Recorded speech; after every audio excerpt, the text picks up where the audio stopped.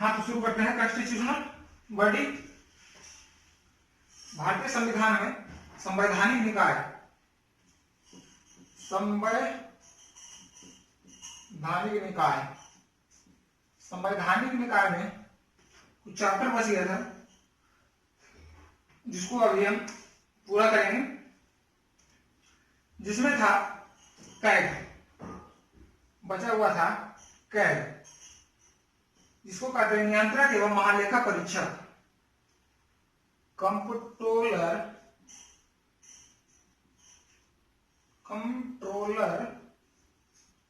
And auditor general of India, नियंत्रक एवं महालेखा परीक्षक, भारत का नियंत्रक एवं महालेखा परीक्षक। तो ये जो है काफी महत्वपूर्ण पद है भारतीय संविधान में। और अभी के जो खास करके अभी का जो चल रहा है, लॉकडाउन में हमारा जो जीडीपी है और हमारा ग्रोथ है काफी नीचे आ गया है, हमारा इनकम भी काफी नीचे आ गया है। तो इस मामले में अगर कैग जो है काफी महत्वपूर्ण स्थान रखता है। तो कैग का जो है संविधानिक निकाय भारतीय संविधान में, कैग का भारतीय संविधान में अनुच्छेद 148 में स्वतंत्र निकाय के रूप में चर्चा किया गया है। भारतीय संविधान सभा जो है एक ऐसी निकाय की कल्पना की है जो भारत के लोगों को या भारत सरकार को एक साख प्रदान करे, जिसमें खर्च और आय व्यय का निगरानी रखा जा सके। तो इसीलिए जो है महालेखा नियंत्रक एवं महालेखा परीक्षक की जो है कल्पना किया गया, जिसका वर्णन भारतीय संविधान में अनुच्छेद 148, तुम जानते हैं कि भारतीय संविधान में टोटल 395 अनुच्छेद है। 395 अनुच्छेद में अनुच्छेद 148 में महालेखा परीक्षक का जो है कैग का स्वतंत्र निकाय के रूप में चर्चा किया गया है। यह जो होता है भारतीय लेखा परीक्षण और लेखा विभाग का मुखिया होता है। कैग जो होता है भारतीय लेखा परीक्षण और लेखा विभाग का मुखिया होता है तथा संपूर्ण देश के वित्तीय व्यवस्था को नियंत्रित करता है। इसलिए इसको कंट्रोलर एंड ऑडिटर जनरल भी कहा जाता है।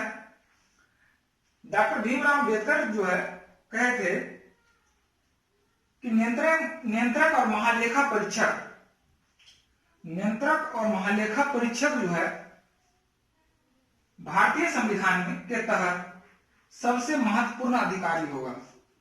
भारतीय संविधान के तहत सबसे महत्वपूर्ण अधिकारी होगा।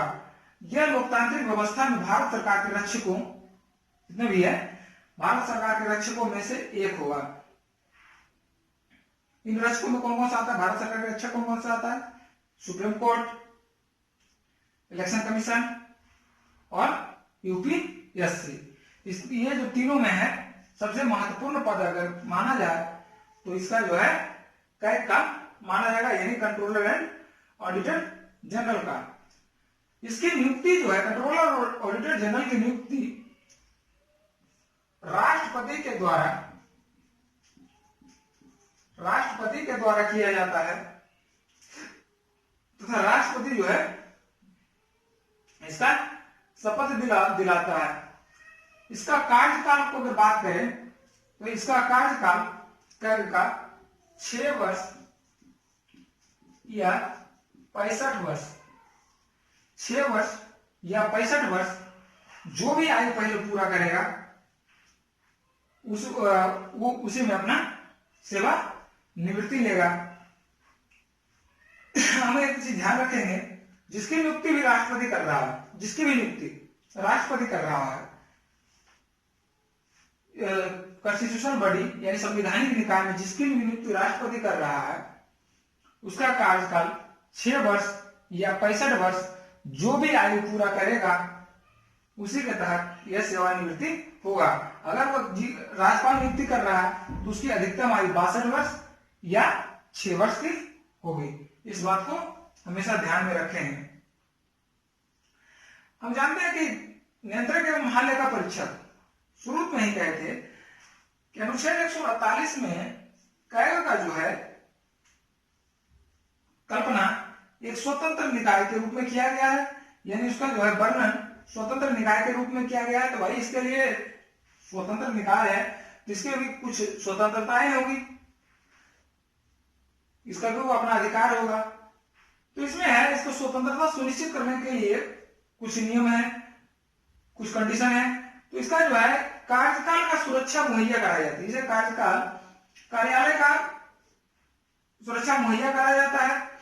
यह केवल राष्ट्रपति द्वारा, ध्यान रखिएगा, यह केवल कंट्रोलर एंड ऑडिटर जनरल जो है सिर्फ कार्यकाल मुहैया कराया जाता है, सिर्फ यह जो है राष्ट्रपति द्वारा हटाया जा सकता है, राष्ट्रपति द्वारा हटाया जा सकता है।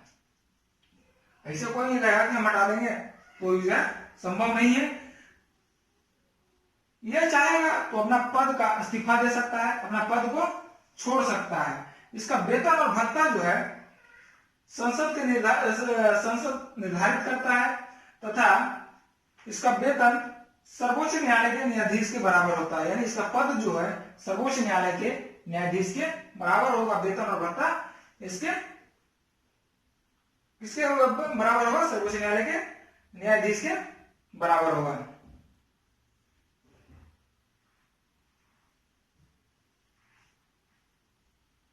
एक चीज और इसमें है, संसद ये तो वित्तीय स्थिति को देखता है, वित्तीय स्थिति को, और ये कहेगा कि कोई भी संसद हम कंट्रोलर और ऑडिटर जनरल के रूप में इसका जो है प्रतिनिधित्व करें संसद में, संसद भवन में इसका प्रतिनिधित्व कर रहे हैं, चाहे राज्यसभा का सदस्य हो या लोकसभा का सदस्य हो।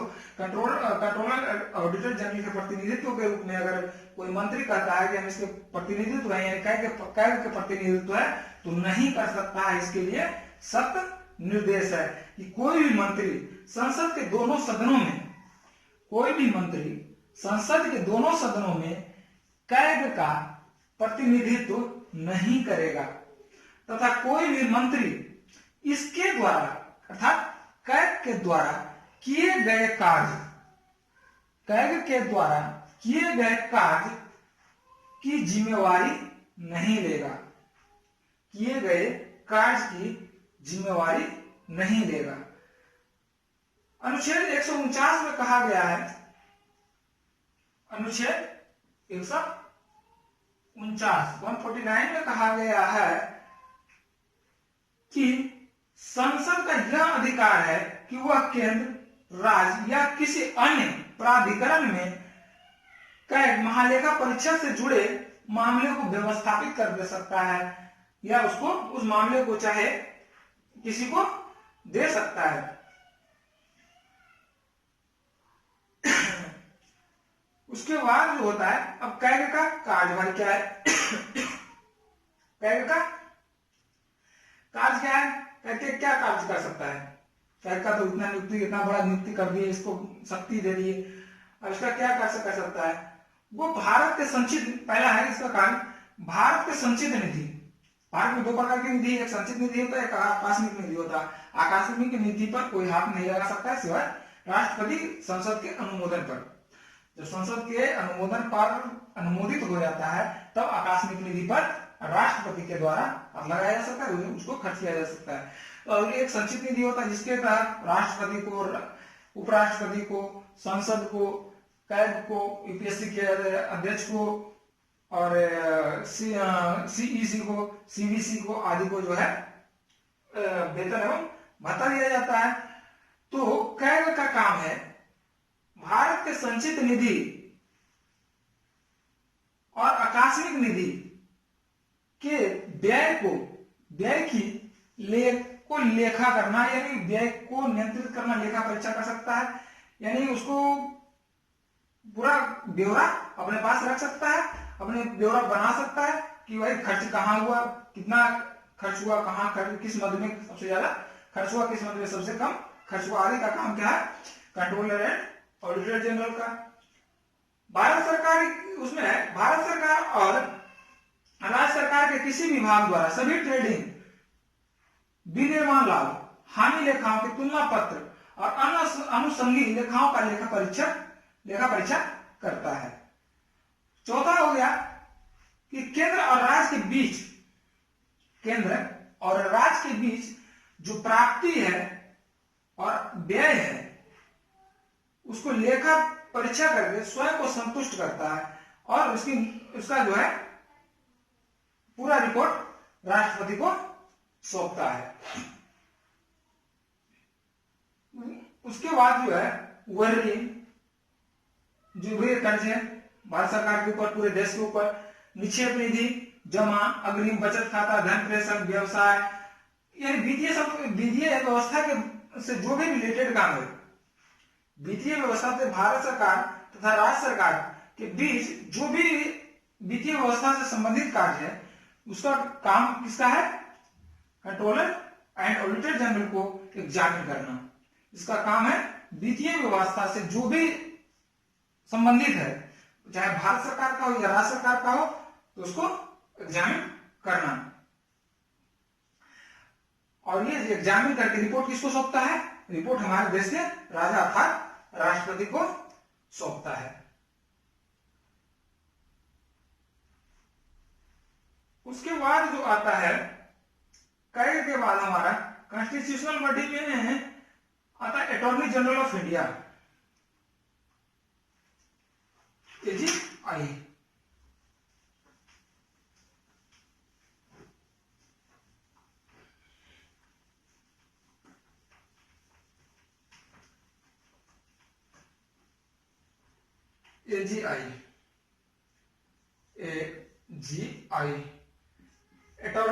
अटॉर्नी जनरल ऑफ इंडिया,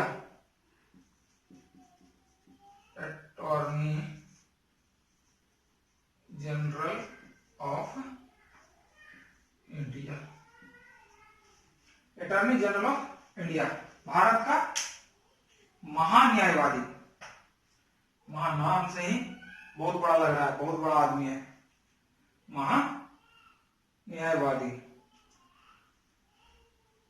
पढ़ेंगे संवैधानिक निकाय में AGI एक पोस्ट है जिसको कहा जाता है भारत का महान्यायवादी अर्थात अटॉर्नी जनरल ऑफ इंडिया, जिसका जो चर्चा है भारतीय संविधान के अनुच्छेद 76 में, भारतीय संविधान के अनुच्छेद 76 में इसका वर्णन किया गया है, जो स्वतंत्र निकाय के रूप में है, यानी स्वतंत्र है। यह संपूर्ण देश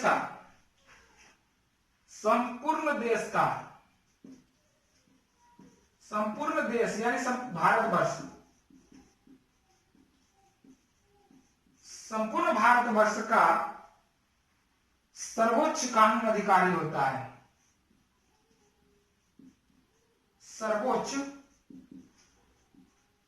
कानून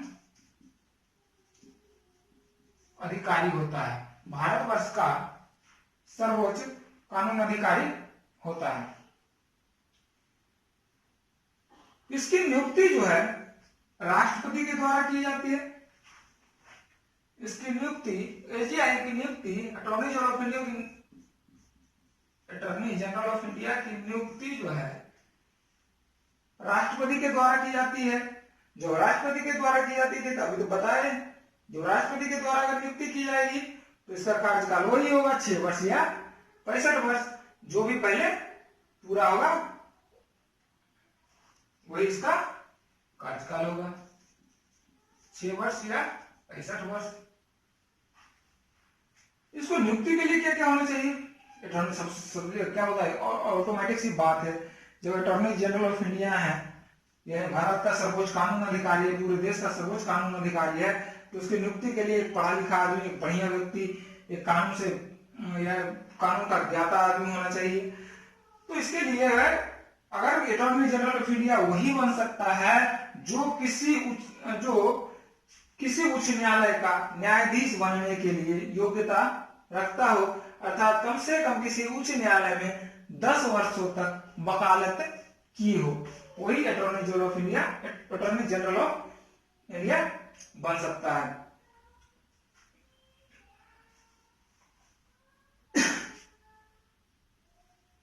वैसे तो संविधान में अटॉर्नी जनरल ऑफ इंडिया की जो है व्यवस्था नहीं की गई है, लिखित नहीं है, लेकिन फिर भी है इसका जो राष्ट्रपति के द्वारा नियुक्त होता है, इसका 6 वर्ष और 65 वर्ष की आयु होता है। इसके पहले अपना त्याग पत्र भी किसको दे सकते हैं? राष्ट्रपति को दे सकते हैं। वेतन और भत्ते वही मिलता है। अनुच्छेद 143, अनुच्छेद 143 के तहत राष्ट्रपति के द्वारा उच्चतम न्यायालय में भारत सरकार का प्रतिनिधित्व कर सकता है। एजीआई अनुच्छेद 143 के तहत सुप्रीम कोर्ट में भारत सरकार का प्रतिनिधित्व करेगा या भारत सरकार से संबंधित मामलों को अनुच्छेद 143 के तहत सुप्रीम कोर्ट में राष्ट्रपति के द्वारा सुप्रीम कोर्ट में यह भारत सरकार का प्रतिनिधित्व करेगा। प्रतिनिधित्व के दौरान भारत सरकार से संबंधित मामलों को लेकर उच्चतम न्यायालय में भारत सरकार की ओर से पेश करेगा। इसका और यह अधिकार, यह भारत के किसी कोने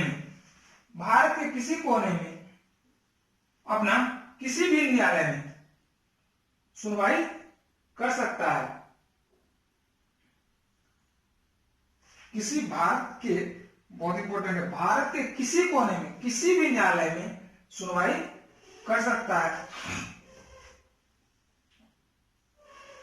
इसका जो है एजीआई को संसद के दोनों सदनों के संयुक्त बैठक में भाग लेने का अधिकार है। दोनों सदनों का, लोकसभा तथा राज्यसभा, दोनों के बैठकों में भाग ले सकता है, लेकिन एक अधिकार नहीं है, मत देने का अधिकार। दोनों में मत का प्रयोग नहीं कर सकता है। इसी तरह से आता है अटॉर्नी जनरल की तरह महाधिवक्ता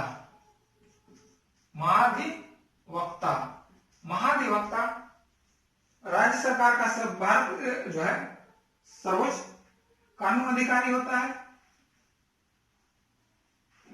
अटॉर्नी जनरल ऑफ इंडिया पूरे देश में, और ये महाधिवक्ता किसी भी राज्य का सर्वोच्च कानून अधिकारी होता है, जिसका वर्णन जो है संविधान के अनुच्छेद 76 में, इसका वर्णन संविधान के 165 में 8 में, अनुच्छेद 165 में जो है महाधिवक्ता की नियुक्ति की गई है, यानी महाधिवक्ता का चर्चा किया गया है। वह राज्य सरकार का सर्वोच्च कानून अधिकारी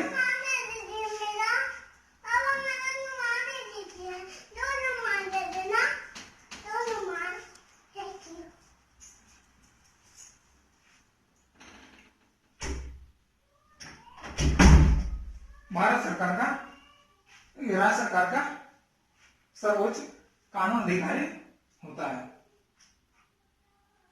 उसके बाद है सुनवाई में वही होगा, किसी भी राज्य के किसी भी न्यायालय में अपना जाके सुनवाई कर सकता है। राज्य की तरह से राज्यपाल का ये नियुक्ति कर सकता है। कुछ अनुच्छेद जो है महत्वपूर्ण है, ध्यान दीजिएगा। अनुच्छेद 165 जो है किसका है? महाधिवक्ता का। अनुच्छेद 76 महान्यायवादी का क्या है? अभी बताए थे। 148 बहुत एग्जाम में पूछा जा चुका है। 315 में किसका है? संघ लोक सेवा और राष्ट्रीय लोक सेवा आयोग बताए थे। 315 से 323 तक संघ लोक सेवा आयोग का वर्णन है। 315 में संघ लोक सेवा और राज्य लोक सेवा आयोग। 340 पिछड़ा आयोग, लगभग सब तो लिखा दिए हैं, पिछले क्लास में हो चुका है। अब हमारा आ जाता है सलाहकारी निकाय या गैर संवैधानिक निकाय। सलाहकारी निकाय या गैर संवैधानिक निकाय।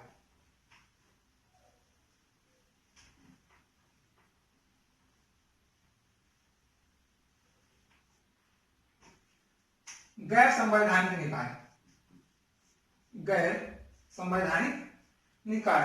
गैर संवैधानिक निकाय में कौन कौन सा आता है? पहला नीति आयोग, मानवाधिकार आयोग, मानवाधिकार आयोग, दूसरा हो गया राज्य मानवाधिकार आयोग, राज्य मानवाधिकार आयोग, उसके बाद हो गया चौथा केंद्रीय सूचना आयोग, इंफॉर्मेशन, केंद्रीय सूचना आयोग, पांचवा जो हो गया राज्य सूचना आयोग, छठा हो गया सीबीसी, सातवां हो गया सीबीआई, आठवां हो गया लोकपाल, जो काफी चर्चा में रहा था, अन्ना हजारे वाला। ठीक है, ये जो है गैर संवैधानिक निकाय है, जिसको मीनिंग कर सकते हैं non constitutional body of India, जिसमें जिसकी कल्पना भारतीय संविधान में संविधान सभा के निर्माता द्वारा नहीं किया गया, संविधान सभा के निर्माता के द्वारा नहीं किया गया। पहला नीति आयोग, पहला पढ़ेंगे नीति आयोग, काफी महत्वपूर्ण।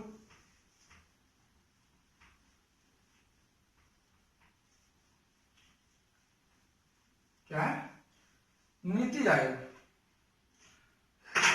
नीति आयोग का प्राचीन नाम जो है, नीति आयोग का प्राचीन नाम क्या था? नीति आयोग का प्राचीन नाम है योजना आयोग।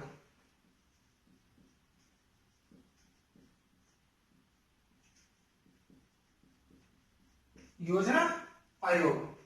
इसी का नया नाम जो है 1 जनवरी, ध्यान रखना, 1 जनवरी 2015 को बीजेपी सरकार द्वारा योजना आयोग को खत्म करके इसकी जगह एक नए आयोग के गठन किया गया, नए कमीशन का गठन किया गया, जिसको कहा गया नीति आयोग, अर्थात national institution for transforming India. National institution for transforming India, transforming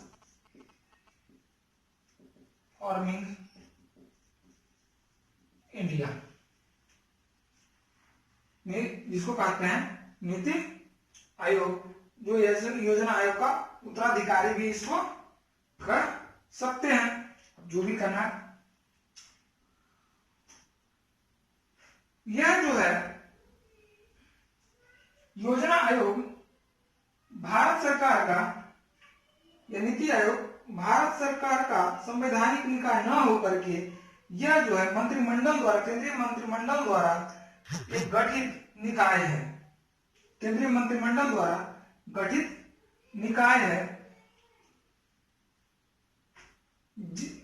जिसमें पंडित जवाहरलाल नेहरू, पंडित जवाहरलाल नेहरू ने अपनी सरकार में योजना आयोग का गठन किया था। उसके बाद 1 जनवरी 2015 के बाद माननीय नरेंद्र मोदी ने इसका नाम बदलकर नीति आयोग कर दिया। नीति आयोग का जो है थिंक टैंक भी कहा जाता है। नीति आयोग को थिंक टैंक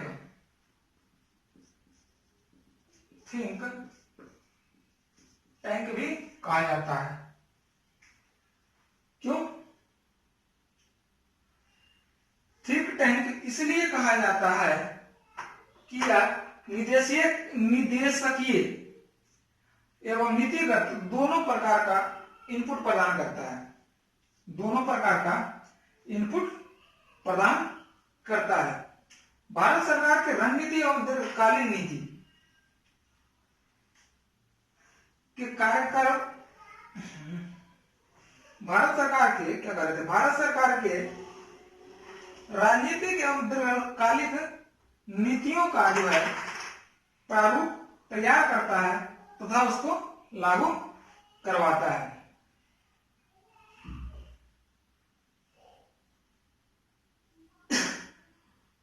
अब एक चीज और ध्यान रखिएगा कि जो है ऐसा क्या हुआ कि योजना आयोग की जगह नीति आयोग का गठन करना पड़ा। योजना आयोग की जगह नीति आयोग का गठन करना पड़ गया। तो इसका हम जानेंगे, हम देखेंगे कि पिछले 6 दशक के अंतर जो है राजनीतिक, आर्थिक और सामाजिक या प्रौद्योगिक विस्तार यानी उसको विकास और विस्तार में कोई खास बदलाव नहीं दिखा। तो मोदी सरकार बीजेपी सरकार ने एक योजना के तहत भारत के विकास के लिए जो है योजना आयोग का नाम बदलकर नीति आयोग कर दिया, जिससे जो है नई संस्था का जो विकासात्मक प्रक्रिया के लिए जो है उत्प्रेरक के रूप में काम हुआ या उत्प्रेरक के रूप में काम करता नजर आया।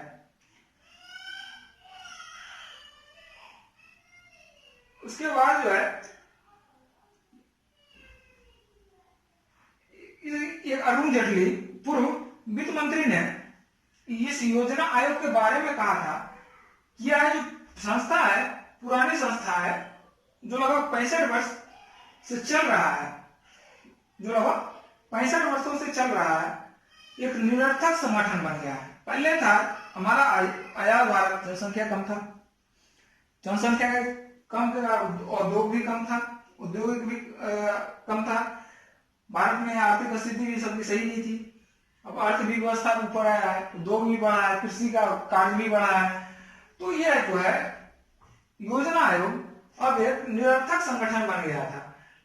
अब एक बढ़िया संगठन यानी उसके विकास का जो है आधुनिक युग की तरह अगर किया जाए तो इसके लिए एक नया आयोग का गठन किया जाए जो नीति आयोग कहलाएगा।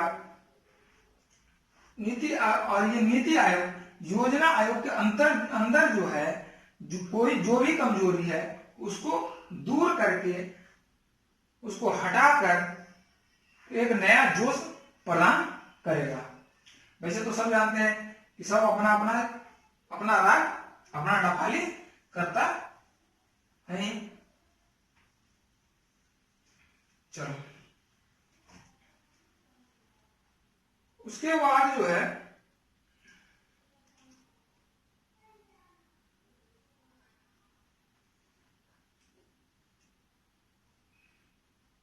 नीति आयोग बनी थी तो कुछ आलोचना भी हुई थी। तो आलोचना के बारे में तो उतना कोई महत्वपूर्ण नहीं है, मैथ्स के लिए महत्वपूर्ण है। तो मैथ्स अभी तो पीटी के लिए कर रहे हैं।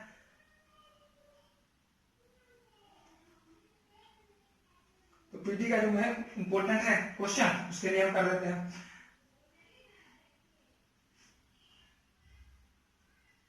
अच्छा हाँ, यो नीति आयोग का जो है अधीनस्थ कार्यालय, नीति आयोग का अधीनस्थ कार्यालय पहले institute of employed man power research था। अधीनस्थ कार्यालय पहले जो था IAMR,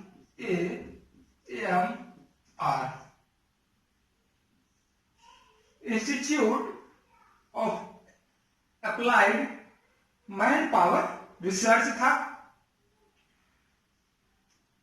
जिसकी स्थापना 1860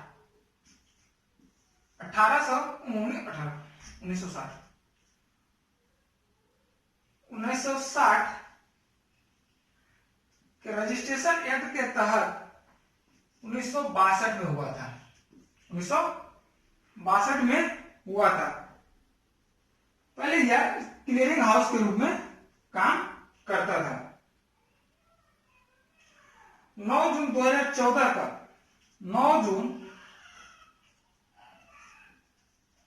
जून 2014 को IAMR का नाम बदलकर जो है national institute of labour economics research and development कर दिया गया। NILERD,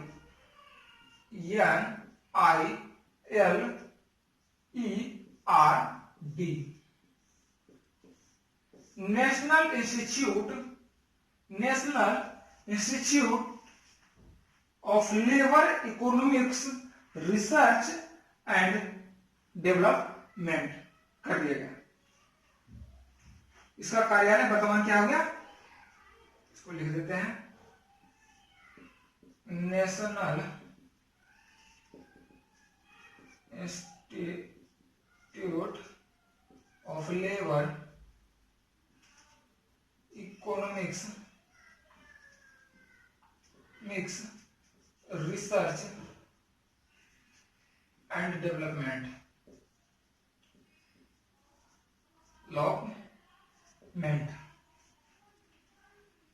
का नाम बदलकर national institute of labour economics research and development कर दिया गया।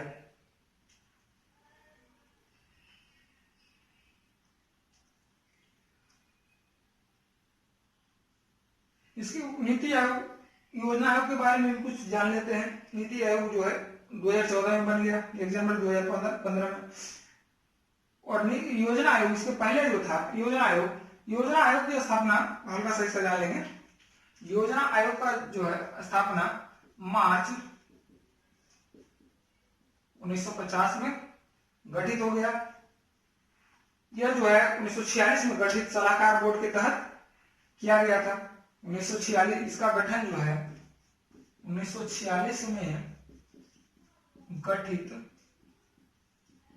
सलाहकार बोर्ड के तहत किया गया था, जिसका काम क्या था, योजना आयोग को देश में पूंजी एवं मानव संसाधन का आकलन करना एवं उसके समृद्धि की संभावना को तलाशना, देश में संसाधनों का सबसे प्रभावी और संतुलित उपयोग करना, प्राथमिकताओं को निर्धारण करके चरणों में परिभाषित करना, उसके अपने कर्तव्यों के निर्वहन के लिए उपयुक्त अनुशंसा करना तथा ऐसे मामलों में अनुशंसा देना जो उसकी सलाह के लिए केंद्र और राज्य सरकार के लिए समर्पित हो आदि। कंडीशन सेम है। और जो है जो नीति आयोग है थोड़ा सा चेंजिंग हुआ है।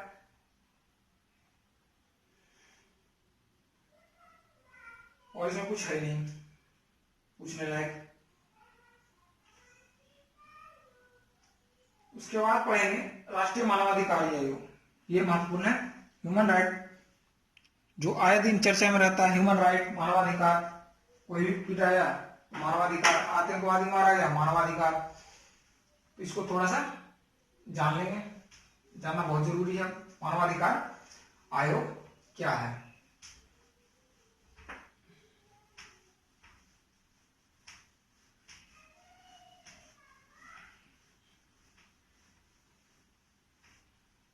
राष्ट्रीय मानवाधिकार आयोग NHRC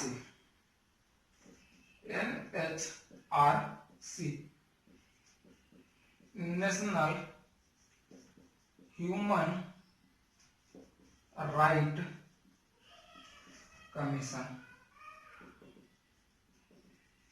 national human right commission राष्ट्रीय मानवाधिकार आयोग जो है संवैधानिक निकाय नहीं है, ध्यान रखिएगा।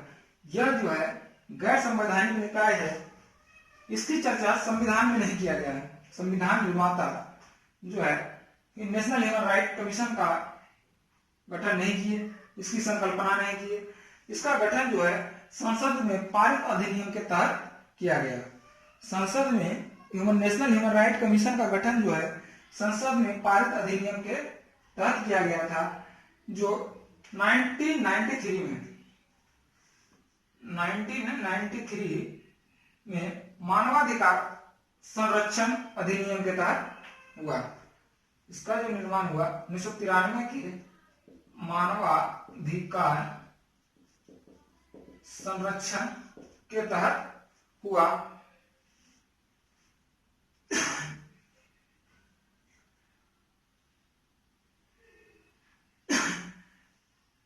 इसका मुख्य उद्देश्य क्या है?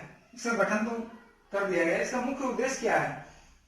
इसका जो है उन संस्थागत व्यवस्थाओं को मजबूत करना जिनके द्वारा मानवाधिकार मुद्दों का पूर्ण रूप से समाधान किया जा सके।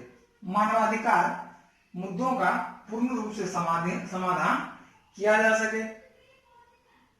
तो जो भी अत्याचार हो रहा है, जो भी मानवों के विपरीत हो रहा है, मानव कार्यों के विपरीत हो रहा है, उसके अधिकारों का संरक्षण प्रदान करना। यह जो आयोग है यह बहुसदस्यीय संस्था है। इसका सदस्य कोई 4 होते हैं, एक अध्यक्ष प्लस 4 सदस्य होते हैं।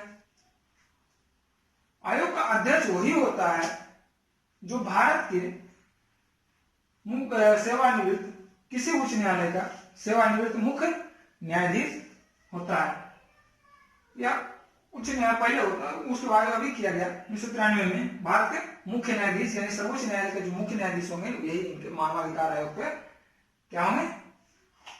सुप्रीम कोर्ट के, लीजिए, सुप्रीम कोर्ट के सेवानिवृत्त मुख्य न्यायाधीश, जिसको कहते हैं भारत के मुख्य न्यायाधीश, तथा 4 सदस्य होते हैं।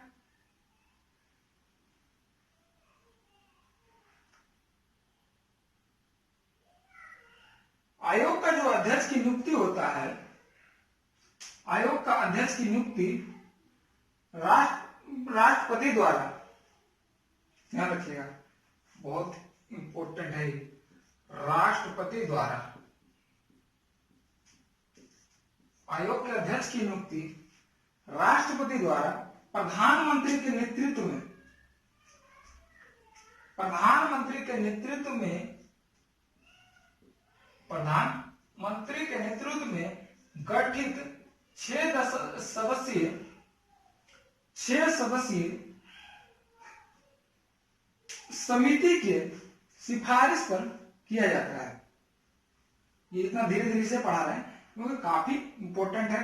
अभी तक जो है जितना भी है, जो भी डिपार्टमेंट है, सी खास करके जो है सी और डी के कर्मचारी, सी और डी के कर्मचारी, इनको ज्यादा पीड़ित किया जाता है।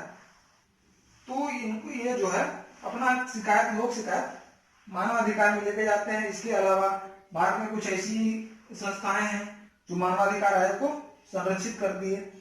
इसीलिए हम इसका विस्तार से पढ़ा रहे हैं, थोड़ा सा टाइम लेके पढ़ा रहे हैं, धीरे धीरे पढ़ा रहे हैं।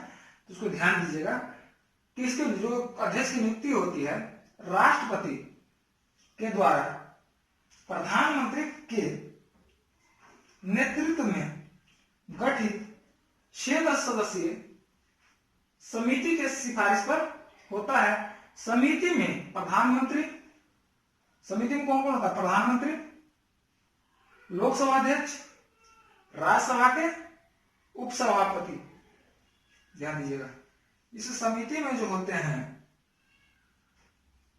प्रधानमंत्री,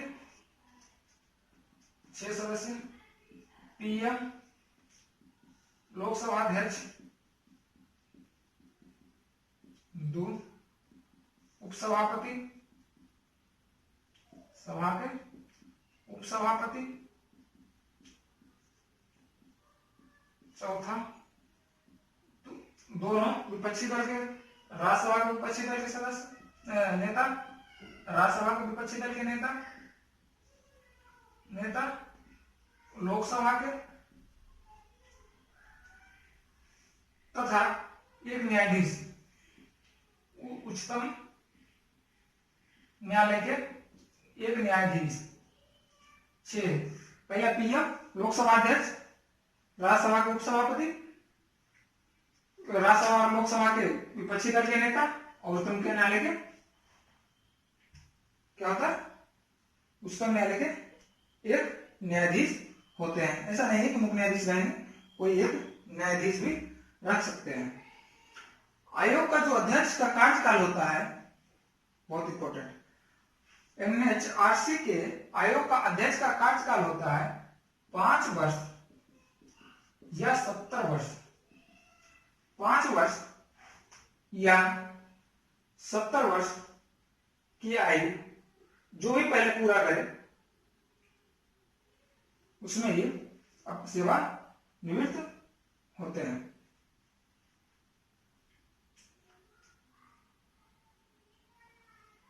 आयोग का कार्य क्या है? आयोग का कार्य है मानवाधिकार आयोग मानवाधिकारों के उल्लंघन की जांच करना तथा किसी लोक सेवक के समक्ष प्रस्तुत मानवाधिकार उल्लंघन की प्रार्थना जिसकी वह अवहेलना करता हो कि स्वयं जांच करना या न्यायालय के आदेश पर जांच करवाना। दूसरा, न्यायालय में लंबित किसी मानवाधिकार संबंधित कार्यवाही में हस्तक्षेप करना। अभी जो बता रहे थे, जेल एवं बंदी गृह में जाकर वहां की स्थिति का अध्ययन करना, इसके बारे में सिफारिश करना। जैसे जेल में कोई निर्दोष व्यक्ति भी रहता है तो उसके अधिकारों को सिफारिश करना, उसकी स्थिति को पता करना और राष्ट्रपति के सामने इसकी सिफारिश करना। मानवाधिकार, अगला, मानवाधिकार की रक्षा हेतु बनाए गए संवैधानिक व विधिक उपबंधों की समीक्षा करना तथा प्रभावी कार्यान्वयन हेतु उपायों की सिफारिश करना। आतंकवाद सहित उन सभी कारणों का समीक्षा करना जिसमें मानवाधिकारों का उल्लंघन होता है तथा उनसे बचाव के उपायों का सिफारिश करना। मानवाधिकारों से संबंधित अंतर्राष्ट्रीय संधियों तथा दस्तावेजों का अध्ययन करना। मानवाधिकार क्षेत्रों का शोध करना तथा इसे प्रोत्साहित करना। यानी मानवाधिकार से जो संबंधित है वह मानवाधिकार आयोग जो है अपने हाथ में लेता है। इसका जो प्रधान कार्यालय है एनएचआरसी का, वह कहां है? प्रधान कार्यालय दिल्ली में है। इसके पास जो अधिकार शक्तियां होती है, सिविल न्यायालय सेशन कोर्ट के जैसा अधिकार होता है। और इसमें जैसे कोई मानवाधिकार आयोग में शिकायत करता है तो इसके पास एक जांच दल होता है जो उस शिकायत की जांच करता है। जांच करने के बाद अगर वास्तविक मानवाधिकार का उल्लंघन हो रहा है तो उसकी सिफारिश करता है तथा उसके जांच को प्रतिवेदन राष्ट्रपति को सौंपता है। ठीक है।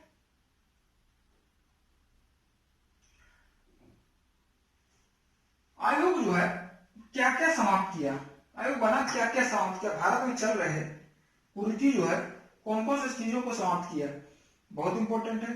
मानवाधिकार आयोग द्वारा जो समाप्त किया गया है वह है बंधुआ मजदूर। भारत में आजादी के बाद भी बंधुआ मजदूर जो है काफी दिनों तक चलता रहा।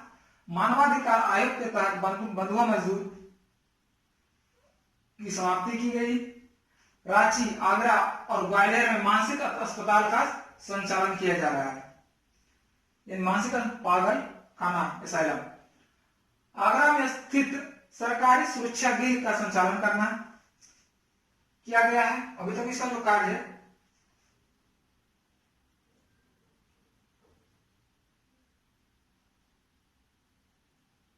हाथ से जो पहले मैला साफ होता था, सुने होंगे, लेट्रिन जो साफ होता था पहले हाथ से करते थे लोग, जो भी साफ करते थे उसको बंद करवाया, क्योंकि यह भी मानव अधिकार के तहत आता है, इसलिए इसको भी बंद करवाया। रेलगाड़ी में हम देखते हैं महिलाओं के लिए हेल्पलाइन नंबर दिया रहता है, तो रेलगाड़ी में महिला यात्रियों का उत्पीड़न को भी है मानवाधिकार में अंतर्गत आता है, इसको भी समाप्त करवाया।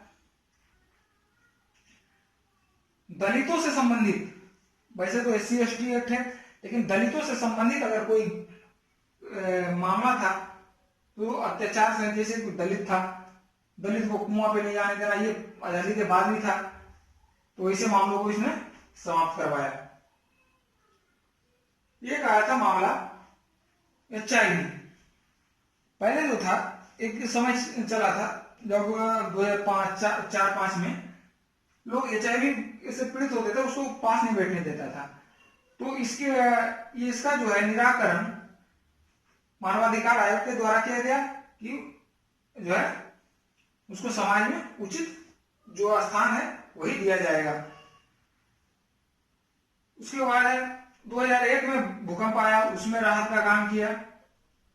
या फिर बहुत सारी ऐसी चीज जो है जो मानवाधिकार आयोग ने किया। मानवाधिकार आयोग में 2006 में संशोधन किया गया। मानवाधिकार में जो है 2006 में संशोधन किया गया, जिसमें सदस्यों की संख्या 5 से घटकर 3 हो गया। इसमें मानवाधिकार में क्या रहता था, एक अध्यक्ष और 4 सदस्य, अब इसमें क्या है, एक अध्यक्ष प्लस 2 सदस्य। संशोधन के बाद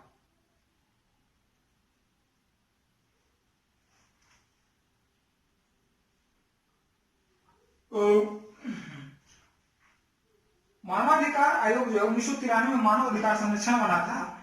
इसके जो है परमिशन, स्वीकृति जो मिला था वो 8 जनवरी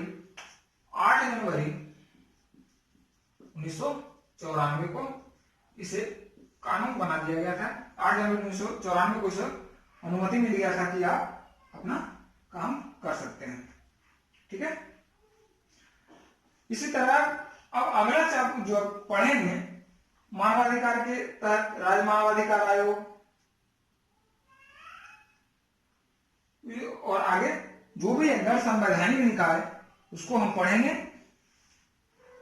जब तक के लिए फिर आप लेटेस्ट वीडियो पाने के लिए आप जो है चैनल को सब्सक्राइब करें, ताकि आपको लेटेस्ट वीडियो प्राप्त होता रहे और अपने क्लास को नियमित रूप से करते रहें।